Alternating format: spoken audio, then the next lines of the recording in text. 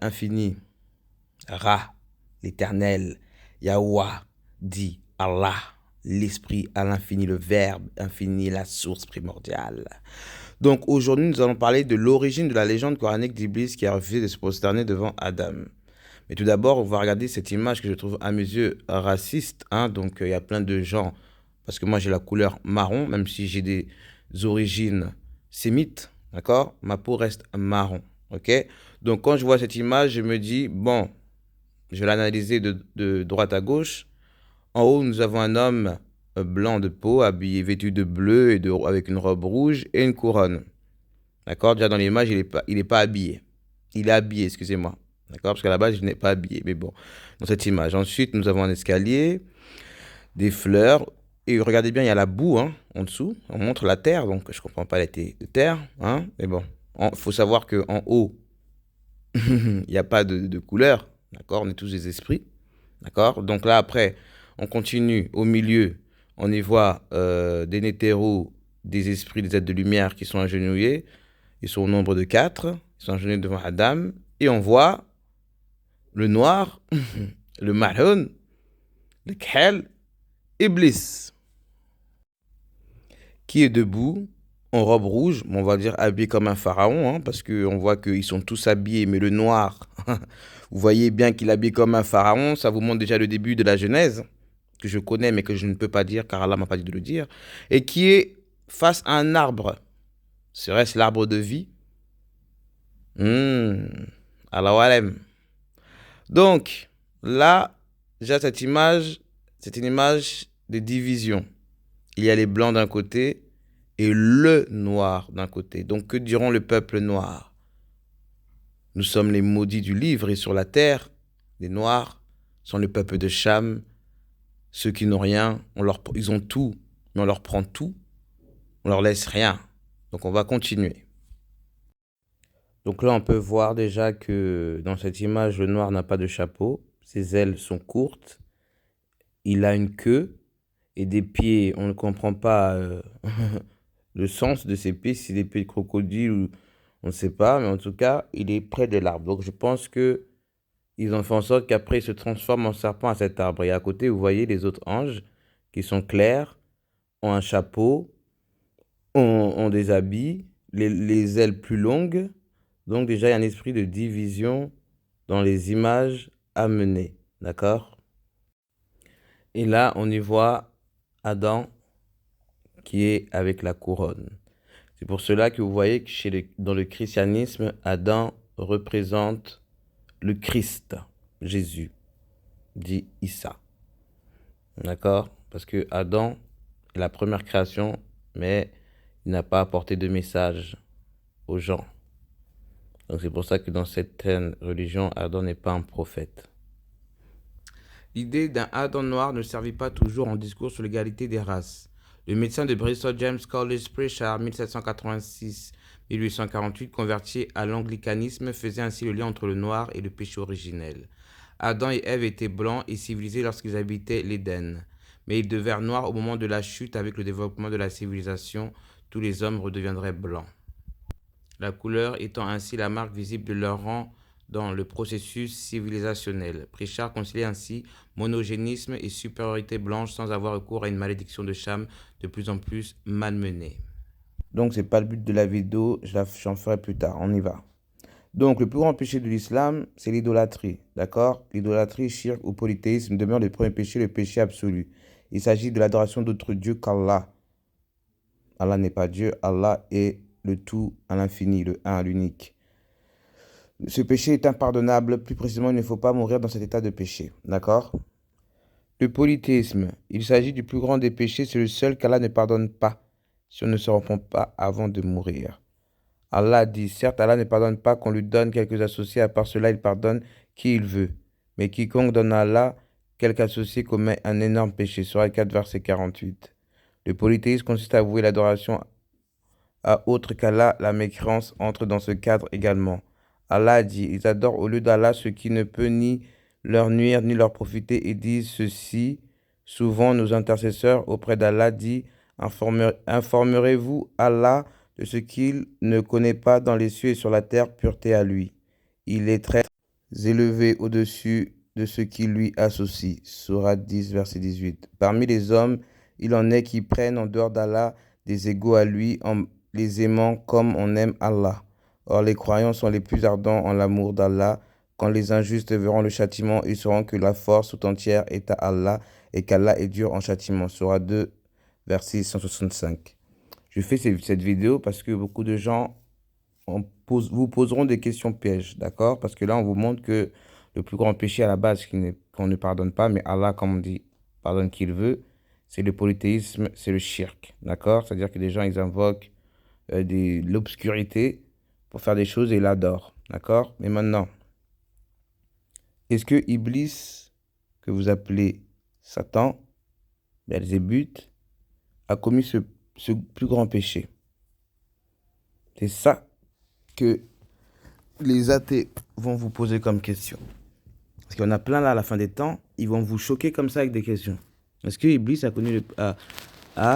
fait le polythéisme qui est le plus grand péché qu'à la base, Allah ne pardonne pas. Et Allah est le pardonneur et Allah est juste. Et les djinns et les hommes, vous êtes au même niveau. Donc on va regarder le péché que Iblis a commis et vous-même, vous ferez votre propre idée.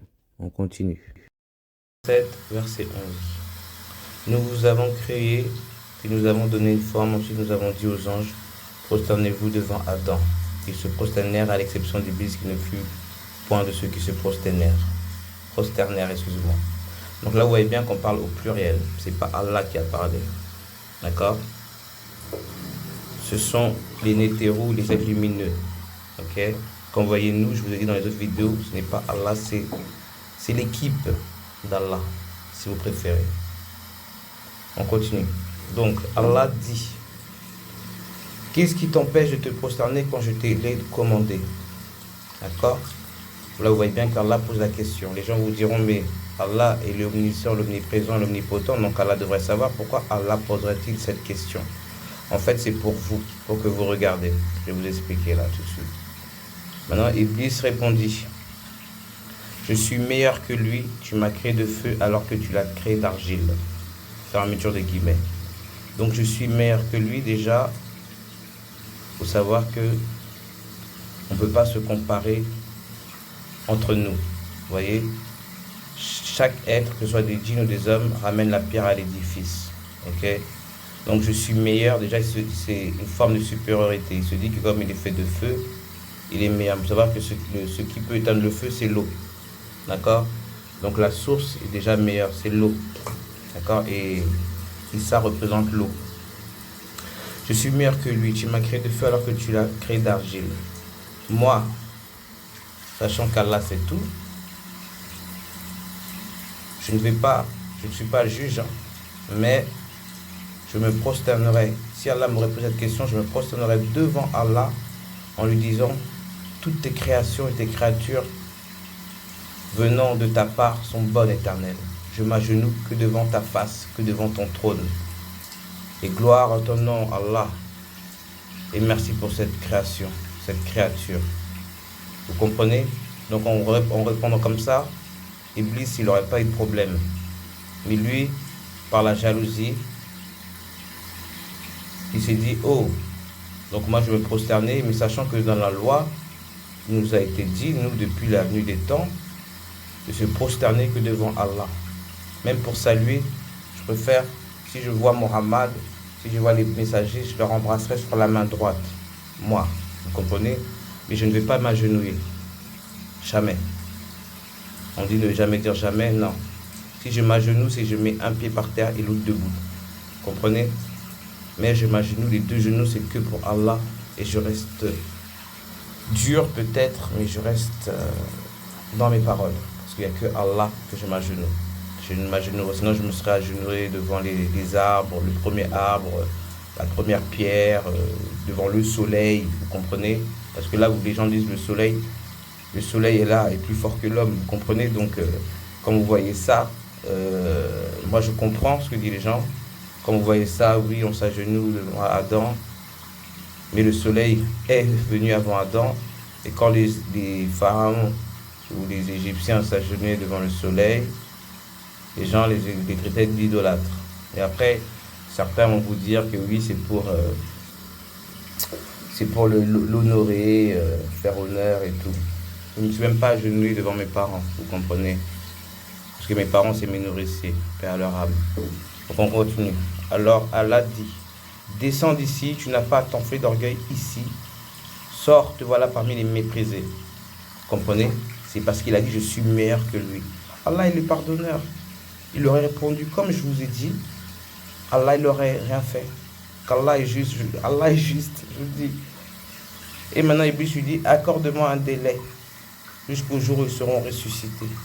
Allah dit, tu es de ceux à qui le délai est accordé. On n'a pas mis deux, mais bon. C'est-à-dire que maintenant, Iblis qui est devenu le mal a demandé à Allah et Allah dit oui. Vous voyez? Même dans le mal, le pardonneur dit oui. C'est accordé. Maintenant, Iblis dit, puisque tu m'as mis en erreur, je m'assoirai pour eux sur ton droit chemin. Pourquoi Iblis a dit, puisque tu m'as mis en erreur? Parce que là, comme il a dit, il a utilisé le mauvais mot qui a ramené le malheur, le mot qui a ramené, là c'était la création de la jalousie, du libre arbitre, c'est-à-dire que vous êtes libre de vos choix. Comme les gens ils disent que là-bas, c'est les automates, mais non, là on vous montre, c'est des écrits. Hein. Moi, j'ai rien inventé. Puisqu'il a dit Allah, Iblis a dit Allah, puisque tu m'as mis en erreur, c'est-à-dire errer, l'errance, l'heure qui erre, l'errance, c'est-à-dire dans le néant. Je m'assoirai pour eux sur ton droit chemin. D'accord? C'est-à-dire qu'il va s'asseoir, il va tout faire pour montrer à Allah que les descendants d'Adam seront des traîtres, des injustes et tout ça. Et c'est ce qui est là. Là, vous donnez raison, les gens du monde donnent raison à Iblis. Parce que ce que vous voyez, je vois des gens qui violent des enfants, des nouveau-nés, des femmes qui accouchent, qui jettent à la poubelle. Satan, il peut être encore sauvé. Iblis, il peut être encore sauvé. Hein. Je vous le dis, je vous l'ai toujours dit. Sur ton droit chemin. Puis, je les assaillerai de devant, de derrière, de leur droite et de leur gauche. C'est les ouest-ouest. C'est-à-dire qu'il va vous souffler des trucs à faire et c'est à vous de choisir si vous allez passer à l'acte ou pas. Et pour la plupart, tu ne les trouveras pas reconnaissants. Et c'est ce qui se passe. Allah ne le voit pas reconnaissant. On y arrive, merci. Parce qu'on est en train de me parler. Maintenant, sors de là, dit Allah, banni et rejeté, quiconque te suit parmi eux, de vous tous, j'emplirai l'enfer. D'accord? J'emplirai l'enfer. Donc le banni, il est rejeté. Parce que, en soi, Satan sait qu'il ne faut pas s'agenouiller devant quoi que ce soit si ce n'est devant l'Éternel. Mais là, c'est pour ça qu'il a dit à Allah, tu m'as mis en erreur. Tu vois? Parce qu'il a voulu faire la loi. Comme on dit, par exemple, on dit aussi dans la Bible et dans la Torah, il y avait une partie où il y avait un animal impur et ils étaient morts de faim. Et puis Allah a sorti un crocodile. Et puis il y en a un qui a dit, mais c'est un animal impur. Et il y en a un autre qui lui a répondu, mais bon, si Allah nous dit qu'on peut le manger, là, il n'est pas impur, donc on peut le manger. C'est ça, vous comprenez? En fait, là, il y a eu la désobéissance. Et en plus, Allah, l'Éternel, lui a posé la question. Mais Allah, il sait ce qu'il allait dire déjà, vous voyez? N'apprenez rien parce que vous voulez mettre des doutes. Mais bon, on continue. Ensuite, j'emprunte l'enfer. Oh, 19. Oh, Adam habite le paradis, toi et ton épouse, et mangez en vous deux à votre guise, et n'approchez pas l'arbre que voici, sinon vous serez du nombre des injustes. Vous voyez? Donc, l'arbre qu'on a vu de la photo tout à l'heure, hein, c'est là où Iblis rentra. Dans l'arbre, qui est l'arbre de vie. Puis le diable, afin de leur rendre visible ce qui leur était caché, leur nudité, leur chuchota, disant, votre Seigneur ne vous a interdit cet arbre que pour vous empêcher de devenir des anges ou d'être immortels. Donc il commença sa mission à 20. Vous voyez? Le Hayat 20. Le 20, le V-I-N. Le 20 du Christ. D'accord? Et il leur jura, vraiment je suis pour vous un bon conseiller.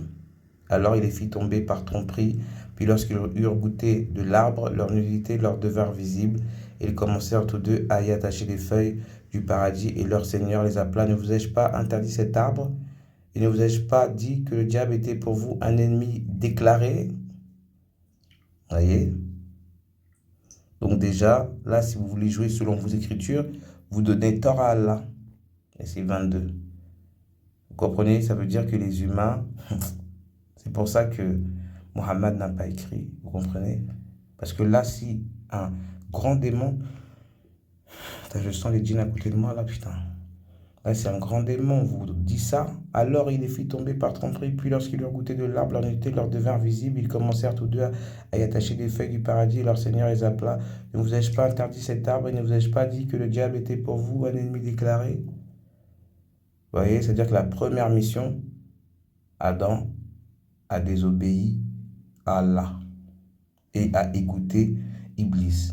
Alors qu'Iblis n'a pas voulu s'agenouiller devant lui, parce qu'il était interdit de s'agenouiller devant les créatures et la création, il faut juste s'agenouiller devant Allah.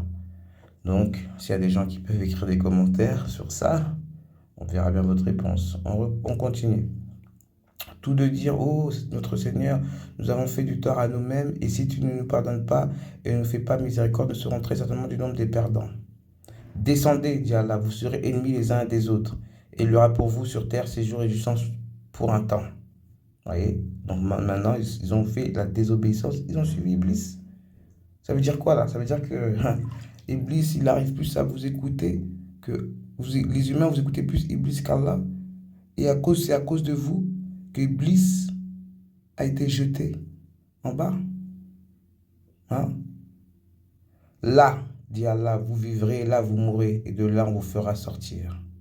Ô enfant Adam, nous avons fait, et maintenant là, c'est les êtres lumineux, l'équipe d'Allah qui parle. Allah est parti. Ô enfants d'Adam, nous avons fait descendre sur vous un vêtement pour cacher vos nudités ainsi que des parures, mais le vêtement de la piété, voilà qui est meilleur. C'est un des signes de la puissance d'Allah afin qu'il se rappelle. Ô enfants d'Adam, que le diable ne vous tente point, comme il a fait sortir du paradis vos pères et mères, leur arrachant leurs vêtements pour leur rendre visible leur nudité. Il vous voit, lui et ses suppôts, d'où vous ne les voyez pas. Nous avons désigné les diables pour aller à ceux qui ne croient point. Et quand ceux qui commettent une turpitude, ils disent c'est une coutume léguée par nos ancêtres et prescrite par Allah, dit non, Allah ne commande point la turpitude. Direz-vous contre Allah ce que vous ne savez pas? Dit, mon Seigneur a commandé l'équité, que votre prosternation soit exclusivement pour lui, et invoquez le sincère dans votre culte, de même qu'il vous a créé, vous retournerez à lui. Voilà. Et guide une partie, tandis une autre partie a mérité l'égarement par ce qu'ils ont pris au lieu d'Allah, les diables pour aller, ils pensent qu'ils sont bien guidés. Et vous avez dit tout à l'heure que le plus grand péché, c'est le shirk, n'est-ce pas? Donc, ce qui signifie que normalement, vous ne devrez pas être pardonné, mais Allah fait rentrer qui il veut à la Jannah. On continue. Cette ayah signifie attribuer à Allah des associés est plus grave que tuer. En effet, al-fitna ici veut dire le fait d'attribuer des associés à Allah et ne veut pas dire semer la discorde. Le plus grand péché en islam étant la mécrance de toutes ces sortes. Précevoir, vous pouvez voir dans le site. Donc ça c'est le plus grand péché. Mais Iblis a commis le premier péché, mais ce n'est pas le plus grand. C'est vous, les descendants d'Adam, qui avez commis le plus grand péché. Premier péché, l'orgueil. L'orgueil, péché ou vertu. Dans l'histoire du péché, l'orgueil a toujours été considéré comme le péché maître, celui dont découlent tous les autres, et on peut le comprendre dans un contexte religieux, défiant l'Éternel et son autorité en accordant trop d'importance à sa créature. Je suis meilleur que lui. L'orgueil conduisait à la perte de la foi. Trop d'orgueil signifiait que l'on pouvait se passer d'Allah et être son propre maître. Mais dans le Coran, on ne nous montre pas que Iblis veut être son propre maître. On dit seulement que Iblis ne veut pas s'agenouiller devant une créature. C'est tout. Mais Allah étant à peu près disparu de notre horizon, que reste-t-il de ce péché? Y a-t-il encore quelqu'un aujourd'hui capable de s'accuser d'un tel péché et de confesser? L'orgueil n'est-il pas devenu plutôt une valeur positive, non seulement à l'image de notre science toute puissante, de notre esprit d'entreprise sans frein, de notre maîtrise arrogante de la nature, mais aussi en raison même de l'individualisation à la subjectivisation de notre culture? Pourtant, on continue de dire de quelqu'un qu'il est trop orgueilleux et que cela le perdra. Pourquoi? Est-ce le souvenir de ce que l'orgueil fut par le passé qui nous fait dire ou penser une telle chose? Ou est-ce plutôt que nous percevons dans ce trop d'orgueil une faute à l'égard des autres de la communauté ici méprisée? Peut-être. Vous voyez? faut jamais se comparer à quelqu'un d'autre. Chacun est unique en son genre, parce que nous avons été faits par l'unique.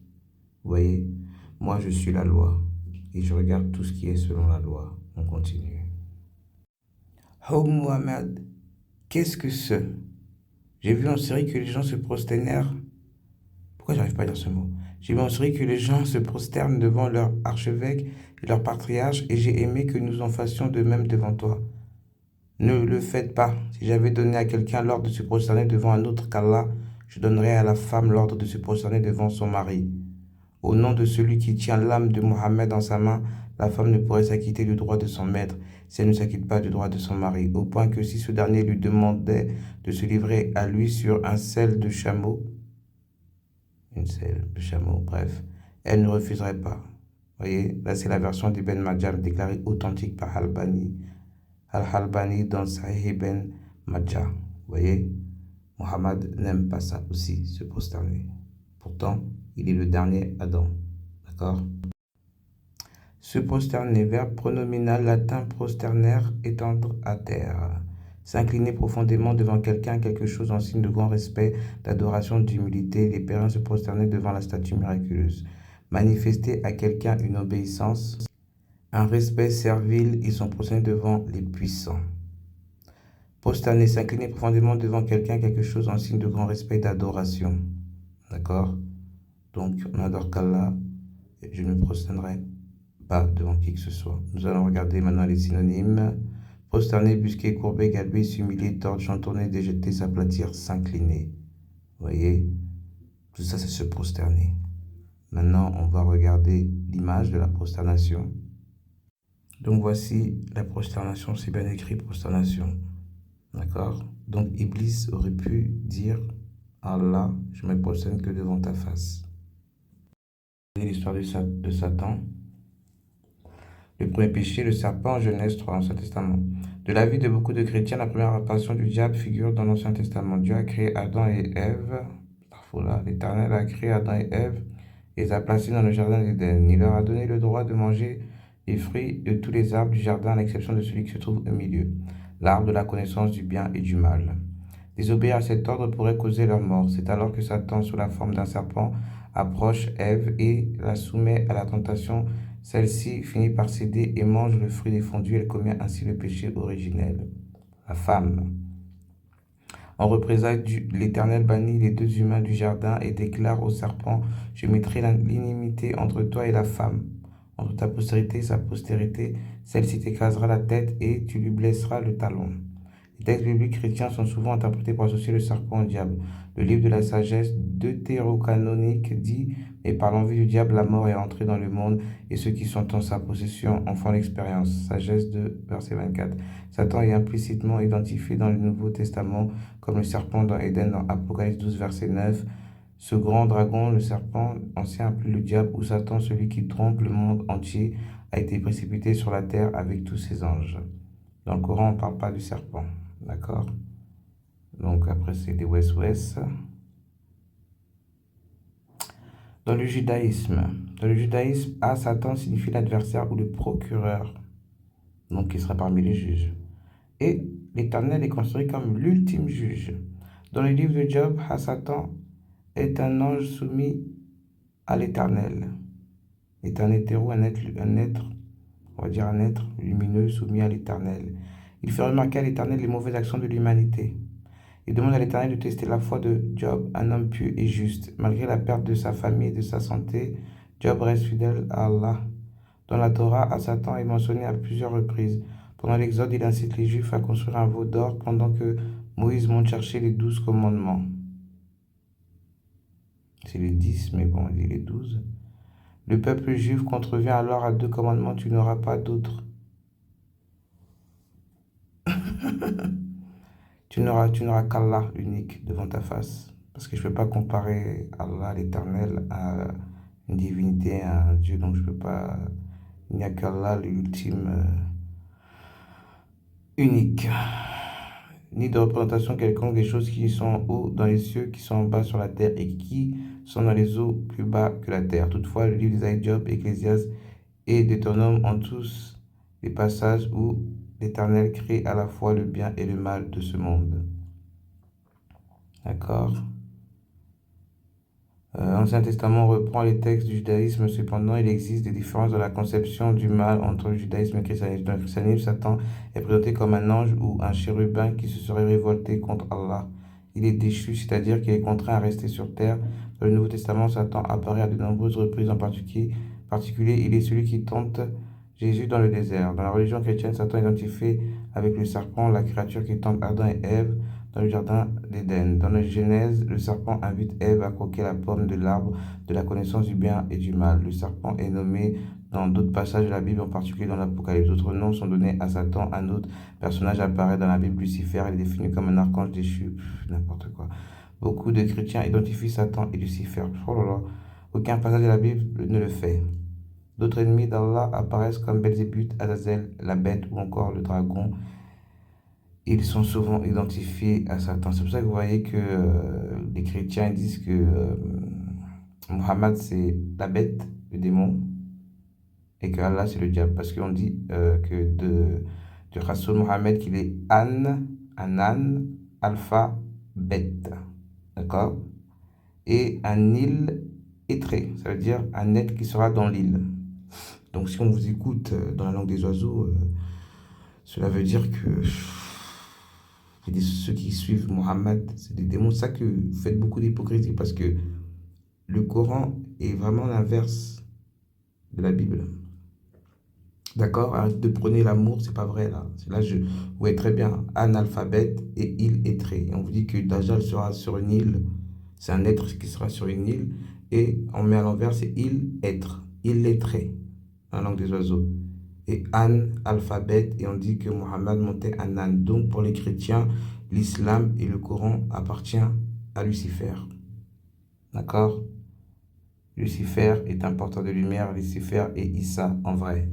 Donc vous ne pouvez pas être ensemble, c'est pas vrai. Dans le Coran, parce que vous voyez bien que à la base, dans le Coran, il n'y a pas le mot diable, hein. À la base, c'est Iblis, d'accord? Donc je ne sais pas pourquoi vous avez pris ces mots-là, là. Dans le Coran, Shaitan est un nom commun qui peut désigner un homme ou un djinn mauvais. Les djinns sont des esprits qui peuvent prendre leurs propres décisions. Et comme les hommes peuvent être bons ou mauvais. Vous voyez, c'est pareil. Donc pourquoi? Je ne sais pas. Parce que là, on dit, regardez. Tout à l'heure, Allah il m'a montré. Il m'a dit, si un homme se met à genoux devant Iblis, il sera maudit.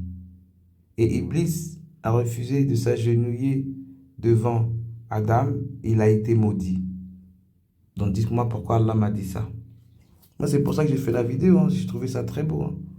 Je vais vous l'écrire même, comme ça vous allez bien comprendre.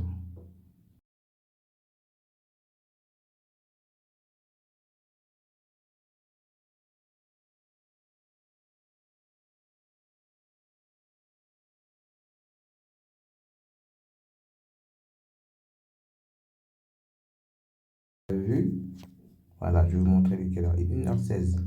Je suis en train de chercher et Allah m'a montré ce que les gens vont dire. Regardez, c'est pas ce que je vous ai dit tout à l'heure.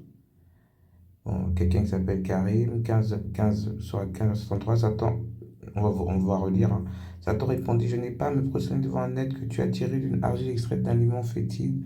Or, d'ici, ordonna le Seigneur, tu es à jamais maudit. Que la malédiction te poursuive jusqu'au jugement dernier. Seigneur, dit Satan, accorde-moi un répit jusqu'au jour où les morts seront ressuscités. Soit répondit le Seigneur, tu seras parmi ceux qui attendront jusqu'au délai fixé. Seigneur, dit Satan, puisque tu m'as égaré, je m'emploierai à égarer les hommes, en embellissant à leurs yeux la vie sur terre, excepté les fidèles que tu auras élus. Voici une règle qui sera souveraine, dit le Seigneur. Ah voilà, voici une règle qui sera souveraine. Ok. Regardez ce qu'il dit. Comment peut-il condamner Iblis alors que ce dernier a refusé de se prosterner devant un autre qu'Allah, respectant en cela son commandement premier, se prosterner exclusivement devant Allah? Aurait-il dû lui répondre, je ne peux, mon Seigneur, je serai en désaccord avec ton propre commandement. Vous voyez, déjà, c'est une pique qu'on vous lance. À cela, je présume qu'Allah aurait répondu, comment oses-tu sombrer ta main? Bref, ça c'est pour piquer. On va regarder ce que des musulmans répondent. Bon, un a dit salam alaikum. Il ne s'agit pas d'une prosternation d'adoration, c'est une prosternation pour saluer ou honorer. Mais ça reste quand même une prosternation. Les frères de Joseph se sont prosternés devant lui, mais là aussi, il ne s'agit pas d'une prosternation d'adoration. Si, c'est pas, vous voulez mettre le mot adoration, c'est du genre, c'est un signe de grandeur. Donc on se prosterne parce que tu es grand. C'est pour ça qu'on se prosterne. On ne va pas se prosterner devant un cafard, un koufar. Donc quelqu'un répond, comment répond? Bon, lui il répond, malédiction à celui qui veut semer le doute dans le cœur des croyants. Mais là, dans la dawa, les gens ne vont pas suivre. Vous voyez, des fois, il ne faut même pas parler. Karim, je ne te salue pas, tu dois savoir pourquoi. En revanche, j'ai une question. Qu'est-ce que ça t'apporte ce que tu fais? Crois-tu pouvoir semer le doute dans le cœur des gens? Un conseil, garde ton énergie, c'est peine perdue. Si tu t'ennuies, trouve autre chose à faire qui te causera moins de tort. Car là, tu t'enfonces, mon pauvre. Enfin, que Dieu te guide, Inch'Allah. Qui sait, peut-être que tu regarderas tes actes. Je le souhaite pour toi de tout mon cœur. En réponse à ta question, ne se met pas à la place d'Allah. Allah aurait dû dire ça ou il aurait dû faire ça. Mais il n'a pas dit Allah aurait dû faire ça. Il parlait d'Iblis. C'est ce qui amène dans la turpitude et l'égarement. On ne demande pas à son créateur des comptes, c'est le contraire. Tu n'es qu'une créature parmi d'autres et Allah fait ce qu'il veut. Salam. Vous voyez? C'est-à-dire c'est même pas répondant. Donc là, je vais regarder la sourate. C'est là que cette phrase que je cherchais. Merci Allah. Sourate 15, verset 41. Sourate 15, verset 41. Je vais mettre Coran seul parce que j'aime bien le Coran seul. Il y a plusieurs versions. Ok, on va relire la sourate 15. D'accord. Vous voyez rien, putain. Excusez-moi des gros mots, hein, mais le Coran, c'est technique, franchement. Il y a des nœuds, vous ne pouvez pas savoir. Sauf si vous avez la foi, vous pouvez voir et comprendre. Donc, on repart de là. Voilà. On va commencer. Parce que les humains vont m'énerver tellement. On va commencer par le 9, dans le 8. Nous ne faisons descendre les anges qu'avec la vérité, et alors il ne leur sera pas accordé de répit à ces impies. En vérité, c'est nous qui avons fait descendre le Coran et c'est nous qui en sommes gardiens. Là, c'est les équipes de l'Éternel. Hein. Et nous avons certes envoyé avant toi des messagers parmi les peuples des anciens, et pas un messager ne leur est venu sans qu'ils en soient moqués, c'est sûr. C'est ainsi que nous faisons pénétrer la mécréance dans les cœurs des coupables. Nous faisons entrer le mal dans le cœur des coupables. Bon. Ils ne croiront pas en lui, le messager ou le Coran, bien que soit accompli le sort traditionnel des anciens. Merci Allah. Donc, on me montre que c'est ainsi que nous faisons pénétrer la mécréance. Non. Ils font rien pénétrer, l'équipe d'Allah fait rien pénétrer. Ceux qui font entrer la mécréance dans le cœur des coupables, c'est les gens d'en bas. Les alliés du diable, d'accord? Les alliés du diable. Parce qu'il faut savoir que Allah, c'est amour. Parce que moi, c'est vrai que ça me fait mal quand on dit Allah égare qui il veut. Allah, il ne fait pas ça. Allah est pardonneur. Le but d'Allah, c'est que vous l'adorez et que vous venez à la Jannah. Vous voyez? Donc, des fois, tout est contradictoire là. Ça, des fois, il ne faut pas traduire. C'est grave ça. On continue. J'aime pas qu'on accuse. D'accord? Ne croiront pas en lui, les messagers au Coran, bien que ce soit accompli le sort traditionnel des anciens. Et même si nous ouvrons pour eux une porte du ciel et qu'ils puissent y monter, ils diraient vraiment nos yeux sont voilés, mais plutôt nous sommes des gens ensorcelés. Le Kala nous a donné toutes les armes pour combattre les choses du diable. Certes, nous avons placé dans le ciel des constellations et nous l'avons embelli pour ceux qui regardent. Mais quand tu veux regarder dans le ciel, les gens vont dire oh, t'as pas le droit de regarder l'astrologie, c'est haram. Non, c'est bien écrit. Certes, nous avons placé dans le ciel, verset Ayat 16, des constellations et nous l'avons embelli pour ceux qui regardent. Moi, je regarde toujours. Et nous l'avons protégé contre tout diable banni. Iblis. Franchement, Iblis. Repens-toi, hein. Allah est miséricordieux. À moins que l'un d'eux parvienne subrepticement à écouter une flamme brillante, alors le poursuit. Et quant à la terre, nous l'avons étalée et avons placé des montagnes immobiles immobile et avons fait pousser toutes choses harmonieusement proportionnées. Et nous y avons placé des vivres pour vous et placé aussi pour vous des êtres que vous ne nourrissez pas. Et il n'y a rien dont nous n'ayons les réserves et nous ne les faisons descendre que dans une mesure déterminée. Et nous envoyons les vents fécondants et nous faisons alors descendre du ciel une eau dont nous vous abreuvons et que vous n'êtes pas en mesure de conserver. Amen. Et c'est bien nous qui donnons la vie et donnons la mort et c'est nous qui sommes l'héritier du tout, la base. Vous voyez, c'est pas Allah qui parle. Et nous connaissons certes ceux qui parmi vous ont avancé et nous connaissons ceux qui tardent encore. Certes, c'est ton... Ce qui n'est pas mes lunettes, excusez-moi, je louche. Certes, c'est ton Seigneur qui les rassemblera, car c'est lui le sage, l'omniscient. D'accord? Allah y rassemble. Il ne place pas des mauvaises choses sur les gens. Moi, j'aime pas qu'on dise ça. Moi, à mon sens, hein, j'aime pas. D'accord. Nous créâmes l'homme d'une argile crissante extrait d'une boue malléable. De quelle couleur est la boue? Brun. Et quant au djinn, nous l'avions auparavant créé d'un feu, d'une chaleur ardente. Il ne faut pas confondre le feu et la lumière, d'accord? Les djinns sont des êtres de feu. Et lorsque ton Seigneur dit aux Nétérous, aux êtres de lumière, hein, lumineux, je vais créer un homme d'argile crissante extrait d'une boue malléable. C'est-à-dire qu'il peut être tactile. Et dès que je l'aurai harmonieusement formé et lui aurai insufflé mon souffle de vie, jetez-vous alors prosterné devant lui. D'accord? Jetez-vous alors, si vous mettez par terre, prosterné devant lui. Devant Adam. Mais notre Rasoul Mohammed ne veut pas qu'on le fasse pour lui. Pourquoi?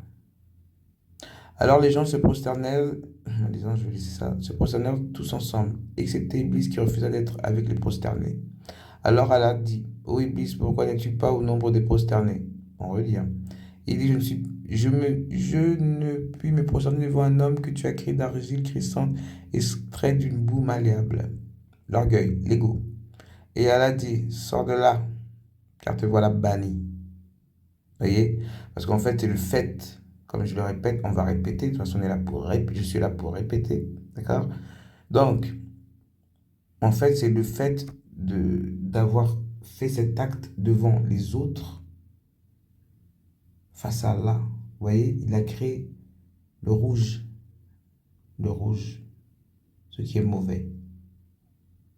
D'accord? Et il faut savoir que pendant qu'il y a cette action qu'ils ont parlé, le cœur d'Adam était creux, il n'y avait pas encore le souffle là. Il a créé le rouge, c'est-à-dire que tout le monde a regardé, c'est-à-dire qu'il a manqué de respect. Allah. Comme je vous l'ai dit tout à l'heure, il fallait répondre avec les actes, l'amour. Je me prosterne que devant ta face, Allah à la base. Moi, je me serais prosterné devant Allah et j'aurais glorifié toute sa création et sa créature. Et j'aurais dit à Adam, tu as été fait, tu auras le souffle d'Allah en toi. Sois béni. Fin, c'est simple, il y a l'amour. Et les gens de la djinna dessus, ils auraient dit Amen. Élevé, gloire à Allah, gloire à Allah, gloire à Allah. Et là, Iblis t'aurait marqué des points. Oh, frère, qu'est-ce que tu as fait? C'est parce que on est des êtres, moi je suis un être de feu aussi. Et rempli de boue d'argile. Donc j'ai les deux. Donc c'est pas parce que c'est un être d'argile que tu es super. Ça reste la création faite de la main d'Allah. Pourquoi cet orgueil? C'est normal que tu as été banni. Hein? Je t'ai shooté. Mais, repens-toi. Allah est miséricordieux. J'aime pas ce miséricordieux, je te le dis. Allah est pardonneur. D'accord? Allah est pardonneur. Arrête. Il y a le délai là. C'est ta dernière chance, frère. Moi, je suis pas comme les religieux à dire, ouais, les maudits, nanana. Moi, je t'accuse pas. Si je fais le mal, c'est que c'est moi qui l'ai fait, de moi-même. Parce que tu n'as aucune emprise sur moi, Shaitan. Iblis, tu n'as aucune emprise sur moi. Je suis maître de mon corps que Allah m'a laissé et je le rendrai en état. Tu peux que souffler des paroles démoniaques pour essayer limiter mon esprit. Mais moi, j'ai pitié de toi pour te dire, j'ai pitié de toi. Parce que ce que tu as fait là, agenouille-toi devant Issa. Ouais. De la façon que tu n'as pas voulu t'agenouiller devant Adam, quand Issa viendra, agenouille-toi devant la création. Car c'est la fin. Tu ne l'as pas fait devant Mohammed. Hein? C'est ton dernier temps, je t'ai prévenu. J'ai pas dit, je dis, je parlerai plus de moi. Là, je t'ai prévenu, frère. Je sais que tu m'entends. Dès que la vidéo est activée, tu m'entends. Le temps est là. Donc, tu as bien vu ce que les humains ont fait. Tu as déjà un point. Ils désobéissent à Allah. D'accord? Toi, tu l'as fait parce que par orgueil par rapport à Adam. Mais tu as toujours su qu'Allah était au-dessus de toi. Tu n'as pas commis le premier, le péché impardonnable. Donc, si les hommes ils pensent que c'est eux qu'on peut seulement pardonner, mais tu es un être de feu, Allah peut te pardonner. Allah t'a banni. Allah est pardonneur. Il y en a plein qui ont été bannis. Ils ont changé. Les humains ont changé. Donc Allah est juste et il peut le faire aux êtres de feu. Donc toi et ton crew là, repentez-vous. Laisse les humains faire leurs choses. Moi j'ai vu et j'ai dit à Allah que les derniers te suivent. Il n'y aura pas de pitié pour ceux qui ne te suivent pas. Repends-toi. On continue. Donc, à la maison, tu présenteras tous ensemble, on est au 30, excepté Iblis qui refusa d'être avec les prosternés. Alors Allah dit, oh Iblis, pourquoi n'es-tu pas au nombre des prosternés? Il dit, je n'ai pu me prosterner devant un homme que tu as créé d'argile, crissante, extrait d'une pommade. Et Allah dit, sors de là, car te voilà banni. Et malédiction sur toi jusqu'au jour de la rétribution. Il dit, oh mon Seigneur, donne-moi donc un délai jusqu'au jour où les gens seront ressuscités. Allah dit, tu es de ceux à qui ce délai est accordé, jusqu'au jour de l'instant connu. Il dit, oh mon Seigneur, parce que tu m'as induit en erreur, eh bien je leur enjoliverai la vie sur cette terre et les égarerai tous. Arrête d'être jaloux, possessif. Allah t'aime. Allah t'a aimé comme toutes les créations qu'il a faites. C'est toi qui t'es monté dans ta tête. Ouais, lui, il est nanana. Non, frère, arrête. À l'exception parmi eux de tes serviteurs élus. Tu vois, t'as mis à l'exception parmi eux de tes serviteurs élus, mais malgré ça, tous les messagers t'ont accusé, frère. C'est-à-dire que là, t'as pas tenu ta promesse. Comment on peut venir te dire, ouais, Issa, Moïse, t'as tout fait pour les rendre ouf. Tu vois ce que je veux dire? Allah dit, et en plus, écoute Allah 41. Allah dit, voici une voie droite qui mène vers moi. Tu vois, t'as encore un point. Sur mes serviteurs, tu n'auras aucune autorité excepté sur celui qui te suivra parmi les dévoyés. Et l'enfer sera sûrement leur lieu et rendez-vous à tous. Il a 7 portes et chaque porte en sa part déterminée. Certes, les pieux seront des jardins avec des sources. Entrez-y en paix et en sécurité. Et nous aurons arraché toute rancune de leur partie. Ils se sentiront frères, faisant face les uns aux autres sur des lits. Ouais, tu vois, là, Allah, ce que tu as proposé à Allah, malgré que tu es banni, Allah il t'a dit, voici une voie droite qui mène vers moi. Je repars. Sourate 15, verset 41. Tu vois, tu fais ça, Allah elle aime ça. Tu connais comment Allah est pardonneur. On peut dire que je suis une folle, mais ce que moi j'ai vécu dans l'invisible, je sais. Allez là. Ok. Voilà, encore leur Dieu. Dis, voilà une voie droite qui mène vers moi. Ceci est une loi qui est inviolable. Tu vois, c'est une loi que tu as mis. Ceci est pour moi un chemin droit. Ce sera un chemin droit vers moi.